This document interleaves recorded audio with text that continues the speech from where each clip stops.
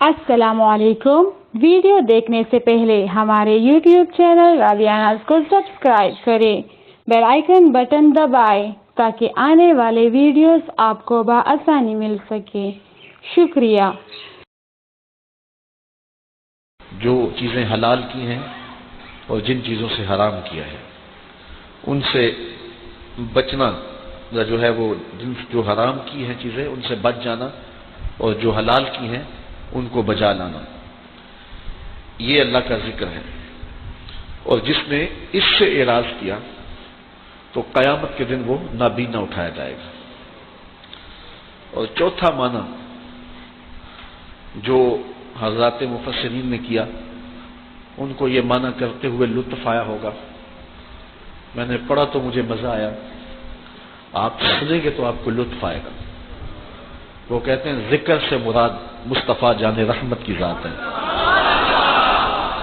तो कहा जिसने मेरे मुस्तफ़ा से मुंह फेरा तो मैं उसको अंधा कर दूंगा। ये आंखें हैं इसलिए कि इन आंखों से हुजूर को देखें। वो उजड़ी हुई आंखें हैं, वो बेकार आंखें हैं जो हुजूर को देखने की आरज़ू नहीं करती। और वो जिसने हुजूर से एराज किया, हुजूर से रुख फेरा, अल्लाह फरमाता मैं उसकी बिनाई उचक लूंगा। ये तो आंखों का नूर, नूरे मोहम्मद का सदका था। और जिसने इन आंखों से उस महबूब का दीदार नहीं किया या उस महबूब के दीदार की तलब नहीं की तो उसकी बिनाइयां वापस ले जाएंगी। एक खातून थी मदीने में जिसको मिर्गी के दौरे पड़ते थे। तो एक दिन वो हुजूर के पास आ गई कि हुजूर दुआ करें मेरी ये बीमारी दूर हो जाए, मैं इस मरज से निजात पा जाऊं। फरमाया अगर तुम कहो तो मैं दुआ कर देता हूं, और अगर तुम सब्र करो तो इसके बदले में जन्नत मिलेगी। उसने कहा ये जन्नत वाला सौदा मुझे कबूल है, मुझे पड़े मिर्गी के दौरे, मुझे कोई परेशानी नहीं, मुझे जन्नत वाला सौदा मंजूर है। लेकिन हुजूर इतनी मेरी गुजारिश है कि मैं औरत ज़ात हूं, जब मैं मिर्गी के दौरे से गिर पड़ती हूं तो मेरा सतर भी बाज़ औक़ात खुल जाता है, तो ये दुआ कर दें कि मेरा सतर ना खुले, तो बाकी मिर्गी के दौरे पड़ते रहें, मुझे इसकी परेशानी नहीं। हुजूर ने दुआ कर दी। उसको मिर्गी के दौरे पड़ते थे लेकिन सतर उसका महफूज रहता था। तो उसने कहा मुझे जन्नत वाला सौदा कबूल है। एक सहाबी हाजिर हुआ, उसकी आंखों में बेनाई नहीं थी। हुजूर की खिदमत में हाजिर होकर अर्ज़ की हुजूर दुआ करें कि मेरी आंखों की बेनाई पलट आए। तो हुजूर ने फरमाया अगर तू चाहे तो मैं दुआ कर देता हूं, और अगर तू चाहे तो इसके बदले में जन्नत का वादा देता हूं। तो उसने कहा जन्नत की बात तो आपने की है और आंखों की बात मैंने की है, तो मुझे तो आंखें चाहिए। अच्छा, यहां मैं सोचता हूं कि उस बूढ़ी औरत ने जिसको मिर्गी के दौरे पड़ते थे, औरत हो कि उसने कहा मुझे जन्नत वाला मामला कबूल है लेकिन बीमारी रहे। लेकिन इस आदमी ने कहा कि मुझे ये बीमारी कबूल नहीं है। तो इसने क्यों उस औरत जितना हौसला न किया? तो जो मेरे अंदर बात आई वो ये थी कि उसने कहा मुझे आंखें मिले ना तो मैं आपका दीदार करूं, और आपका दीदार करूंगा तो जन्नत भी मिल जाएगी। मैं तो आंखें ही इसलिए मांग रहा हूं कि मैं आपका बद्दुआ चेहरा देखना चाहता हूं। तो कहा कि जिक्र से मुराद मुस्तफ़ा करीम है जिन्होंने हुजूर से रुख फेरा। अल्लाह फरमाता मैं अंधा कर दूंगा। आज भी कितने लोग हैं जिनको नजर नहीं आता। मैं किनाया को शरीफ से बलीग समझता हूं, मेरा मिजाज है। कुछ लोग मुझे इस पे मतऊन भी करते हैं। ये कोई 10 साल नात पड़े ना कोई सना खां, और हर साल उसका रेट भी बढ़ता जाए, तो 10 साल के बाद उसके सर पे सोने का ताज रखते हैं कि इसकी खिदमत का सिला है। हालांकि उसने کو کبھی ریٹ بھی کم نہیں کیا تھا، اور جس نے 21 سال قرآن مجید کی نوکری کی اور سویر سے شام تک جتا رہا، تو 21 سال کے بعد لوگوں نے کہا کہ پتہ نہیں یہ سنی بھی ہے کہ نہیں ہے۔ مجھے اقبال یاد آئے۔ اقبال نے کہا، لوگوں میں تم سے اپنے شعروں کی داد نہیں مانگتا، تم مجھے کیا دو گے؟ میں تو اپنے شعروں کی داد قیامت کے دن رسول اللہ سے مانگوں گا۔ جو حضور سے رخ پھیرتے ہیں پھر اللہ انہیں دنیا میں بھی نابینا کر دیتا ہے اور انہیں کچھ نظر نہیں آتا ہے۔ اگر چاہتے ہو کہ یہ آنکھیں بھی روشن ہو اور دل کی آنکھیں بھی روشن ہو تو اپنا رخ سیدھا مدینے کی طرف رکھا کرو، پھر تمہارا دل بھی روشن ہوگا اور تمہاری آنکھیں بھی روشن ہوگی۔ اللہ اکبر۔ تو کہا ذکر سے مراد ذات رسالت مآب صلی اللہ علیہ وسلم۔ تو اگر کسی بدبخت نے حضور سے رخ پھیر لیا تو پھر وہ کسی کام کاج کا نہ رہا، قیامت کے دن اس کو اللہ تعالیٰ نابینا اٹھائے گا۔ ومن اعرض عن ذکری، جس نے میرے ذکر سے رخ پھیرا، فإن له معیشۃ ضنکا، کہا اس کی زندگی کا جامہ ہم تنگ کر دیں گے۔ دنیا کے اوپر کافر عیش و عشرت میں ہوتے ہیں اور اہل ایمان سخت تنگ دستی میں اس وقت دنیا کی زندگی گزار رہے ہیں۔ اللہ کے حکموں کو توڑنے والے، اس کے ذکر سے اعراض کرنے والے عالی نسب محلات میں رہیں اور فقیروں کو جھونپڑے بھی میسر نہ ہوں، تو یہ ایک سوال پیدا ہوتا ہے۔ اللہ کہتا ہے کہ میں معیشت تنگ کر دیتا ہوں، تو معیشت تنگ تو ان لوگوں کی نظر آ رہی ہے جو راہ خدا کے مسافر لگتے ہیں۔ کسی نے کہا تھا کہ مفلس ہوتا ہے، تو یہ پھر اس کا محمل کیا ہوگا؟ تو علماء فرماتے ہیں کہ یہاں معیشت کی تنگی جو ہے وہ گزران کی تنگی ہے۔ اگر وہ محل میں بھی رہتا ہے لیکن سوتا نیند کی گولیاں کھا کے ہے، اور یہ ریت پہ بھی سوتا ہے لیکن مزے کی نیند سوتا ہے، سویا بھی ہوتا ہے اور دیدار مصطفیٰ بھی ہو رہا ہوتا ہے، تو پھر زندگی تو اس کی زندگی ہے نا۔ جاگتا ہے تو حضور کا ذکر کرتا ہے، سوتا ہے تو مدینے کی سیر کرتا ہے، تو زندگی تو اس کی زندگی ہے۔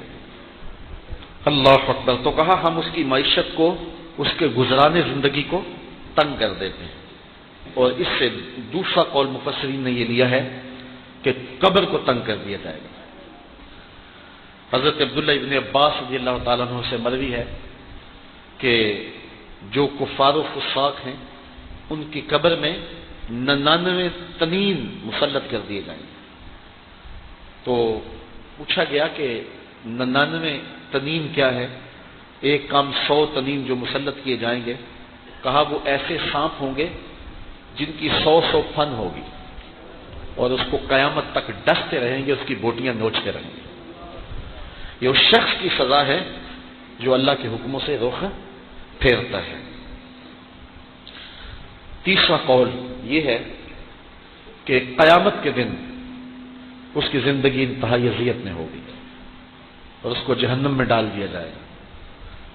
اور میں دوپہر کے اجتماع میں بتا رہا تھا کہ جب جہنمی کو جہنم میں پھینکا جائے گا تو اس صورت میں نہیں ڈالا جائے گا، یہ محمدی صورت ہے، یہ صورت چھین لی جائے گی اور احد پہاڑ جتنا ایک ایک دانت ہوگا اور 70 گز موٹی کھال ہوگی اور شکل تبدیل کر کے اس کو جہنم میں ڈالا جائے گا اور رسوا کر کے ڈالا جائے گا۔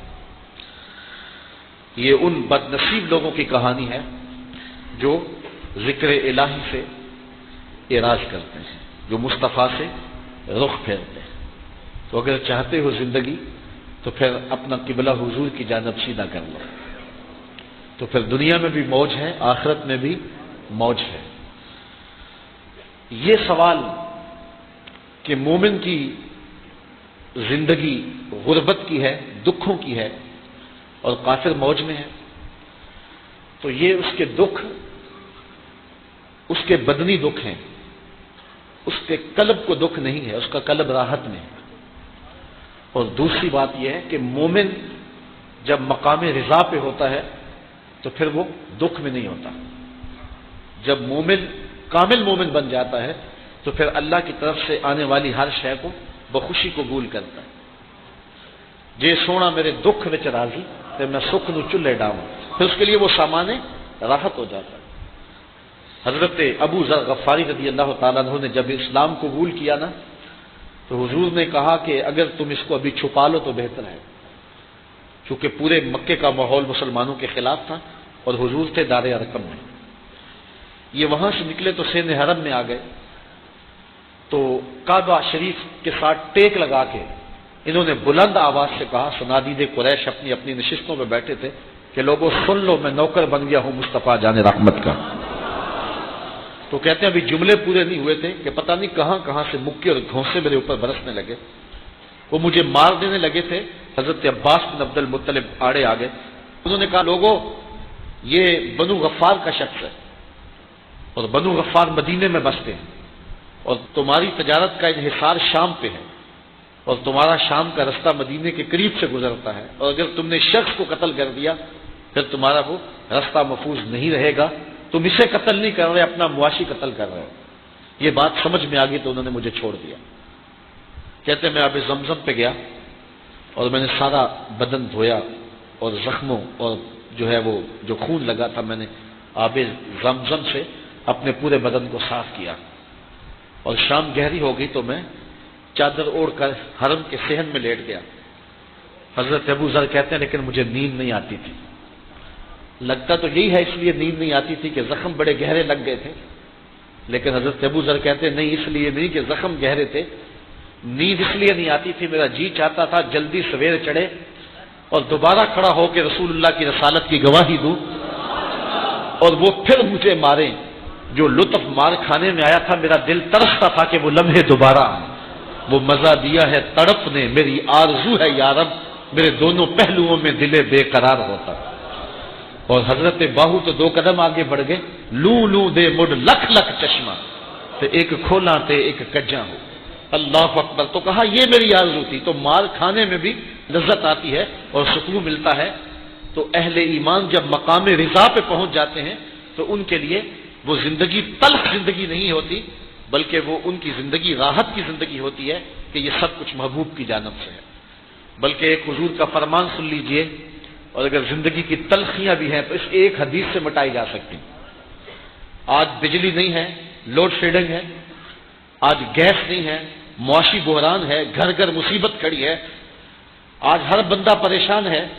لیکن ایک حدیث سن لیں، یہ ٹینشن فری حدیث ہے. آپ کے اندر ٹھنڈ اترے گی اس حدیث کے سنتے ہی، اور آپ اگر غریب ہیں تو غریبی پہ ناز کریں گے. میرے رسول نے ارشاد فرمایا، سید علی المرتضیٰ فرماتے ہیں جو اللہ کے دیے گئے تھوڑے رزق پہ راضی ہو گیا اللہ قیامت کے دن اس کے تھوڑے عملوں پہ راضی ہو جائے گا. کہ میرے بندے تو بندہ ہو کے تجھے 3 وقت کا کھانا چاہیے تھا، تجھے بچوں کے لیے دوا چاہیے تھی، سردی گرمی کا لباس چاہیے تھا، تجھے گھر کی دہلیز پہ بوڑھی ہونے والی بیٹی کا جہیز چاہیے تھا، لیکن اس کے باوجود تو میرے پہ راضی ہو گیا کہ میرے اللہ نے مجھے اتنا دیا میں اس پہ واہ خوش ہوں. تو کہا اگر تو اللہ کے دیے پہ راضی ہو گیا، تجھے تو ضرورت تھی پھر بھی راضی ہو گیا، مجھے تو تیرے عملوں کی لوڑ بھی نہیں ہے نا. تو کہا جو اللہ کے دیے گئے تھوڑے رزق پہ راضی ہو گیا اللہ قیامت کے دن اس کے تھوڑے عملوں پہ راضی ہو جائے گا. اللہ اکبر. تو کہا ہم اس کی معیشت کو تنگ کر دیتے ہیں. یہ وہ بد نصیب ہے، وہ بدبخت ہے جو اللہ کی آیتوں کا انکار کرتا ہے. وَنَحْشُرُهُ يَوْمَ الْقِيَامَةِ أَعْمَى. اور قیامت کے دن اس کو نابینا اٹھایا جائے گا، اس کی آنکھوں میں روشنی نہیں ہوگی. اللہ اکبر. یہاں بھی مفسرین نے بات کی ہے کہ نامہ اعمال تو وہ کھولیں گے اور اس میں اپنے اعمال بد پڑیں گے، تو پھر نابینا کیسے ہوں گے؟ تو اس کا ایک جواب یہ دیا انہوں نے کہ عمل حجت ہوں گے. یعنی آج چمک چمک کے باتیں کرتے ہیں اپنے کفر پہ اور اپنے عصیان پہ اور اپنے گناہوں پہ دلیلیں گھڑتے ہیں. ایک آپ بے نمازی سے پوچھ لیں تو وہ بھی کوئی دلیل دے دے گا. آپ ایک شرابی سے پوچھیں تو وہ بھی کوئی بات کرے گا آگے سے، آپ کو چپ کرا دے گا. اور کچھ نہیں ہوگا تو داڑھی کا تانا دے دے گا، امامے کا تانا دے دے گا.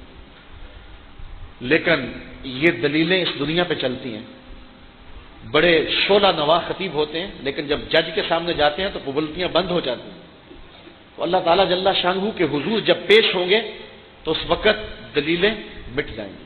عامل حجہ ایک معنی یہ کیا گیا، لیکن یہ معنی بھی کیا جا سکتا ہے کہ انہیں چند لمحوں کے لیے بینائی دی جائے گی جس سے اپنا نامہ اعمال پڑھ سکیں گے، اور وہ ان کی توقیر کے لیے نہیں، ان کو رسوا کرنے کے لیے ہوگا، تاکہ وہ اپنے نامہ اعمال کی بدیاں پڑھیں اور دیکھیں کہ وہ کیا کیا کرتوتیں کرتے رہے اور کیا کیا جو ہے وہ گل کھلاتے رہے، اور اس سے مزید شرمسار ہوں، اور پھر آنکھوں کی بینائی اچک لی جائے گی. اللہ اکبر. تو کہا یہ وہ بد نصیب لوگ ہیں جنہوں نے دنیا کے اوپر اللہ کے ذکر سے رخ پھیرا، اللہ کی یاد سے منہ موڑا. اللہ تعالیٰ ارشاد فرمائے قال رب لما حشرتنی اعمی. تو وہ بندہ کہے گا جس کی آنکھوں کی بینائی اچک لی جائے گی کہ مالک مجھے تو موٹی موٹی آنکھیں دی گئی تھی، میری آنکھوں پہ تو شاعروں نے غزلیں لکھی، میری آنکھوں پہ تو قصیدے کہے گئے، میری آنکھوں کو کبھی جھیل کہا گیا، میری آنکھوں کو کبھی نرگس کہا گیا، کبھی چشمے آہو سے میری آنکھ کا تذکرہ ہوتا تھا، لیکن آج یہ آنکھیں بے نور کیوں ہو گئی؟ تو آواز آئے گی اللہ اکبر. قال رب لما حشرتنی اعمی. کہے گا مالک مجھے اندھا کیوں کر دیا گیا؟ وقد كنت بصیرا. میں تو انکھیارا تھا، میں تو بینا تھا. آواز آئے گی قال كذلك اتتك آیاتنا. تیرے طرف ہماری نشانی آئی تھی، ہماری آیتیں آئی تھی. فنسیتها. کتنا متکبر تھا تو نے میری نشانیوں کو، میری آیتوں کو بھلا دیا. تو نے کبھی آنکھ بھر کے بھی نہیں دیکھا کہ قرآن کیا کہتا ہے. تو نے کبھی پرواہ نہیں کی. اتنا مغرور ہو گیا، تجھے اتنا نشہ چڑھ گیا دنیا کا، تجھے دنیا کی جو ہے وہ اتنی لذت ملنے لگی کہ تو حقارت کی نظر سے گزر جاتا تھا جہاں قرآن کی تلاوت ہوتی تھی اور تجھے قرآن میسر نہیں تھا. تو نے قرآن کی آیتوں کا انکار کیا، تو تمرد اور سرکشی میں مبتلا ہو گیا، اور تو کفر و عصیان میں مبتلا ہو گیا. آج جو ہے وہ تیرے ساتھ بھی یہی سلوک کیا جائے گا. وَكَذَلِكَ الْيَوْمَ تُنْسَى. آج تجھے بھی فراموش کر دیا جائے گا، جہنم میں ڈال دیا جائے گا. پھر وہ چیخے گا، چلائے گا. 70 سال تو اس کو کوئی جواب ہی نہیں دے گا. 70 سال کے بعد اس کی پکار پہ داروغہ جہنم جھڑکتے ہوئے کہے گا کیا ماجرا ہے؟ تو وہ کہے گا ہائے پیاس سے مر رہا ہوں. ایسی جگہ ڈال دیا جائے گا 70 سال کوئی فریاد ہی نہیں سنے گا. اسے بھلا دیا جائے گا، فراموش کر دیا جائے گا. اللہ اکبر. پھر سے مائے حمیم کھولتا ہوا پانی دیا جائے گا، اور کھولتا ہوا پانی جب پیے گا تو چہرے کی کھال ادڑ کے اس کے اندر گر پڑے گی. اب پانی گرم ہو تو آپ پیچھے کر دیتے ہیں کہ میں نہیں یہ پیوں گا، لیکن اس دن پینا پڑے گا. اس سے انتڑیاں کٹ کٹ کے گریں گی اور بار بار اس عذاب سے اس کو گزرنا پڑے گا. اللہ اکبر. وَكَذَلِكَ نَجْزِي مَنْ أَسْرَفَ. فرمایا اسی طرح ہم اس شخص کو سزا دیں گے جو حد سے تجاوز کرتا ہے، جو اللہ کے حکموں کو توڑتا ہے. وَلَمْ يُؤْمِنْ بِآيَاتِ رَبِّهِ. اور اپنے رب کی آیتوں پر ایمان نہیں لاتا. یہ بات بیان کرنے کے بعد فرمایا وَلَعَذَابُ الْآخِرَةِ أَشَدُّ وَأَبْقَىٰ. آخرت کا عذاب بڑا سخت ہے اور دائمی ہے، ختم نہیں ہوگا. وقت سمٹ گیا، میں مضمون آگے لے جانا چاہتا تھا. اللہ تعالیٰ ارشاد فرماتے ہیں، درمیان میں آیات چھوڑ رہا ہوں، وَلَا تَمُدَّنَّ عَيْنَيْكَ إِلَىٰ مَا مَتَّعْنَا بِهِ أَزْوَاجًا مِّنْهُمْ زَهْرَةَ الْحَيَاةِ الدُّنْيَا. ارشاد فرمایا کہ آپ مشتاق نگاہوں سے نہ دیکھیے ان چیزوں کی طرف جن سے ہم نے لطف اندوز کیا ہے کافروں کو. کافروں کو حور و قصور دیے، محلات دیے. اقبال نے کہا تھا کہ افرنگ کا ہر کوچہ ہے فردوس کی مانند. تو یہ زندگی ان کو دی، لیکن اس زندگی کے باوجود، عالی نسب محلات کے باوجود، اس کے باسی اجڑے ہوئے. ان کی زندگی کے اندر کوئی حرارت ہے ہی نہیں. تو یہ ظاہری چمک ہے. میں ایک لمبی مسافت سے تھکا ہوا تھا، میرے کان میں آ کر کسی نے سرگوشی کی، اگر آپ چاہیں تو ہم آپ کو وہاں لے چلیں جہاں علامہ اقبال نے اپنی زندگی کا ایک وقت گزارا ہے. میں چونک گیا اور مخاطب ہوا تو میں نے کہا کہ میرے میزبان کا تقاضا ہے کہ آپ رات میرے پاس رکیں. مجھے 18 دن ہو گئے لیکن میں ایک رات بھی ان کے پاس رکنا مشکل ہے میرے لیے، سفر میں رہا ہوں. اور آج میں نے ان سے وعدہ کیا تھا کہ آج رات میں آپ کے ہاں رکوں گا، بیٹھیں گے، باتیں کریں گے، اور صبح میں نے 11 بجے چلے جانا ہے۔ تو وہ کہنے لگا کہ اگر، میں نے کہا کہ میری بھی آرزو ہے، لیکن اگر آپ میرے میزبان سے اجازت لے لیں، میں نہیں کہوں گا، آپ کہہ لیں۔ تو اس نے میزبان سے پوچھا تو اس نے میری جانب دیکھا، تو میں نے آنکھوں سے کہا، اشارے سے کہا کہ میرا جی بڑا چاہتا ہے لیکن میں آپ کی محبت سے مجبور ہوں۔ اس نے کہا جی 200 کلومیٹر ادھر جانا پڑے گا اور پھر اس شہر سے 200 کلومیٹر میرا گھر ہے، تو یہ 400 کلومیٹر آپ کو فاصلہ پڑ جائے گا، اور صبح صبح آپ نے نکلنا بھی، اور 8 گھنٹے کی محفل میں آپ مسلسل اب بیٹھے ہیں۔ میں نے کہا میں تھکن گوارا کر لوں گا، مجھے شوق ہے اس جگہ کو دیکھنے کا جہاں اقبال بیٹھ کے جو ہے وہ محبت کے گیت گاتے رہے، اور جس جگہ کو اقبال نے مغرب کی پرسکون جگہ کہا ہے۔ تو وہ کہنے لگے ہاں وہاں 120 سال کی زندگیاں لوگوں کی ہیں۔ تو میں سفر کرتا ہوا ہائیڈل برگ میں پہنچا، اور وہاں میں جہاں علامہ اقبال کی رہائش گاہ تھی اس کو دیکھا، زیارت کی، اور اقبال کی یادیں تازہ ہوتی رہیں۔ رات کا پچھلا پہر تھا اور بارش برس رہی تھی، اور مغرب کی ٹھنڈی ہوائیں وہاں ٹھہرنے نہیں دیتی تھی، لیکن میرا جذبہ مجھے روکتا تھا کہ میں یہاں کچھ دیر کے لیے رکوں۔ تو میں دریا کنارے کھڑا ہو گیا اور بارش برس رہی تھی، تو وہ مجھے بتا رہے تھے کہ یہ پرسکون جگہ ہے۔ اقبال کی نظم بھی میں نے آ کے دیکھی جو انہوں نے وہاں خاص طور پہ کہی، بلکہ اس جگہ پہ بھی جا کے میں بیٹھا جہاں انہوں نے وہ نظم کہی۔ تو اچانک کسی کے چلانے کی اور چیخنے کی آواز آنے لگی۔ تو رات کا موقع تھا، اندھیرا چھایا تھا اور درختوں کے گھنے سائے تھے اور دیار غیر تھا، اور ہم صرف 3 لوگ تھے، اور ہر طرف ہو کا عالم تھا، سناٹا تھا۔ تو جب چیخوں کی آواز آئی اور میں ڈر گیا، میرا دل لرز گیا، تو میرے دوست جو ہے وہ بالکل اپنی اصلی حالت میں رہے۔ تو میں نے کہا یہ کیا ہوا؟ تو وہ کہنے لگے دریا کے کنارے کنارے یہ کوئی بندہ چیخ رہا ہے، رو رہا ہے۔ میں نے کہا اسے کیا ہوا؟ وہ آج کے کہنے لگے یہ روز ہی ہوتا ہے۔ میں نے کہا کیوں؟ کہنے لگے یہ زندگی کے اکتائے ہوئے لوگ ہیں۔ تو میں نے کہا کہ جو سب سے پرسکون ہیں، پچھلی رات کے اندھیرے میں وہ چیخیں مار کے رو رہے ہیں اور انہیں سکون نہیں ملتا، اور محمد عربی کی دہلیز کے جو نوکر ہیں وہ سحری کے وقت مصلے پہ جب اللہ اللہ کرتے ہیں اور ان کی آنکھوں سے آنسو ڈلتے ہیں، تو وہ غریب ہونے کے باوجود وہ سکون انہیں ملتا ہے کہ جو ان لوگوں کو یہاں میسر نہیں ہے۔ تو کافروں کی جو زندگی ہے اور ان کے محلات جو ہیں، یہ دیکھنے سے لگتا ہے کہ بہت اچھے ہیں، لیکن ان کے اندر اجڑے ہوئے ہیں اور ان کے باطن میں کچھ بھی نہیں ہے، کیونکہ روحانی خلا ہونے کی وجہ سے انہیں سکون کی دولت ہی میسر نہیں ہے۔ تو اللہ تعالیٰ ارشاد فرماتا ہے اے سامع، اے مخاطب، ان لوگوں کی زندگی کا حسن اور ان کی ظاہری چکا چوند اور ان کے محلات کے اوپر لگے ہوئے کمکمے اور ان کی جو ہے وہ خوبصورت گلیاں اور بازار اور زندگی کا جمال اور یہ چھلکتے ہوئے جام اور یہ مہوشوں کا ہجوم جو کچھ تم دیکھ رہے ہو، مت تیرا دل ادھر آ جائے کہ یہ بہت اچھا ہے۔ اللہ تعالیٰ ارشاد فرماتا ہے ایسا نہیں ہے، یہ ہم نے اس لیے ان کو یہ دیا ہے لنفتنہم فیہ، کہ ہم ان کو اس فتنے میں مبتلا کریں، یہ فتنے کی آگ میں جل رہے ہیں۔ وَرِزْقُ رَبِّكَ خَيْرٌ وَأَبْقَىٰ، اور تیرے رب کا جو رزق تیرے لیے مقسوم ہے وہ بہتر بھی ہے اور دائمی بھی ہے۔ اور مفسرین نے فرمایا اس رزق سے مراد جنت ہے، کہ اس کوچہ یا فرنگ کو دیکھ کر کے، یہ دنیاوی چکا چوند کو دیکھ کر کے تیرا دل ادھر مائل نہ ہو جائے، اپنے آپ کو جو ہے وہ مصطفیٰ کریم کی چوکھٹ پہ لے آ، اور تیرے لیے رب نے جنت تیار کر رکھی ہے۔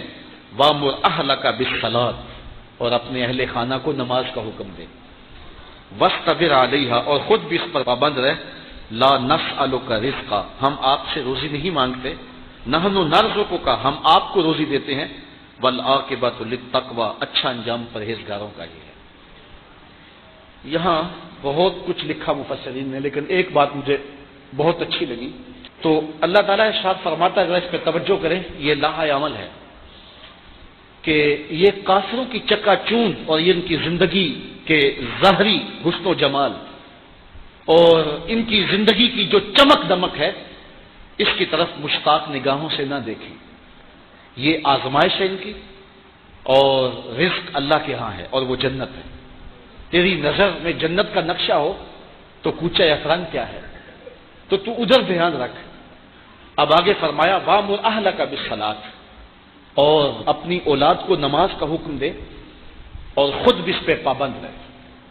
تو یہاں ایک مفسر نے بڑی خوبصورت بات کہہ دی، اس نے کہا کہ جب دنیاوی چکا چوند کی طرف نظر بڑھنے لگے تو اس وقت نماز پڑھنے لگ جاؤ، تو دل رب کی طرف لگ جائے گا اور وہ منظر نگاہوں سے ہٹ جائے گا۔